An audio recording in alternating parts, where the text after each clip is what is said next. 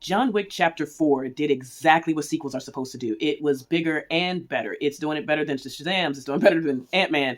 It had more bodies on the floor. It had more money on the table. It did what it needed to do as a fourth entry into what is already a very strong franchise. Keanu Reeves is great. He doesn't say a whole lot verbally. He says a whole lot physically, and he does it exceptionally well from beginning to end in this film. So I loved his character, as I always have. The main villain in this film, Bill Skarsgård, he did his job. He knew what he needed to do. He made you angry when you needed to be angry. He was funny. He was quirky, whatever. I hated him. And you were really waiting for the entire runtime for him to get get exactly what he deserved. Donnie Yen plays another hitman in the film, and Donnie Yen is, I'm going to say, my favorite character of this, maybe of this franchise, but definitely of this movie. He was awesome. He plays a blind hitman. He was also a blind Jedi in Star Wars. So now we got Donnie Yen as a blind hitman, and you got to watch how he operated and how he functioned and how he accomplished everything he needed to accomplish.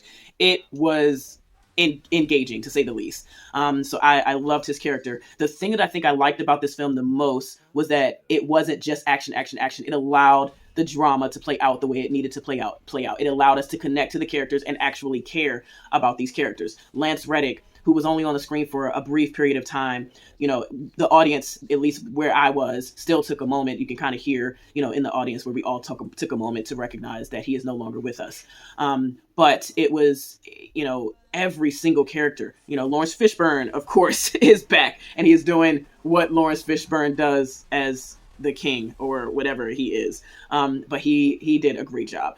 There was another manager at another continental hotel, I think in Japan. He also was great. Shimazu, I think was his name in the film, and his daughter, I can't remember her name, but she threw herself into the action in this movie, and it was excellent. There's another character who introduces himself as nobody in the film. He introduces himself as nobody multiple times. And I thought he was an amazing thread that kind of ran through the film, in almost every, as a little moment in almost every scene. And he does just such a great job. It's amazing. I think the amazing thing is that while the film is long, but there's so much happening and there's a lot of fights. I don't know what the runtime of how many fights were, but between all of those fights, for them to still take the moments to give us what we needed to really connect to the people, they figured out a way to balance out what a lot of films just have a hard time balancing out. And that is character development with action, with, with drama, a good story, and a little bit of dry humor kind of sprinkled around in there. But overall, John Wick Chapter 4, I would recommend seeing this on the big screen. I would recommend it. I'm going to give it a 9.1 out of 10. It is almost epic for me. It's about a yeah plus, because I would definitely recommend seeing it. If you like Keanu Reeves, if you like martial arts films, if you like action movies, I would definitely go to the theater and see this. This film is not for kids. So there's a no on that. This film has a 2-hour and 49-minute runtime, and it also, once again, it has an after credit scene that you should stay and see. So that's it. I enjoyed it, but I also enjoy the other films of the franchise. Right now, John Wick 1 is still my favorite John Wick film.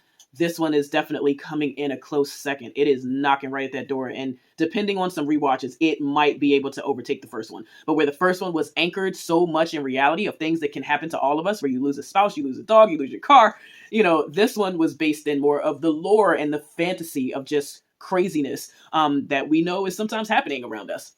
So either way, I would check it out. John Wick Chapter 4.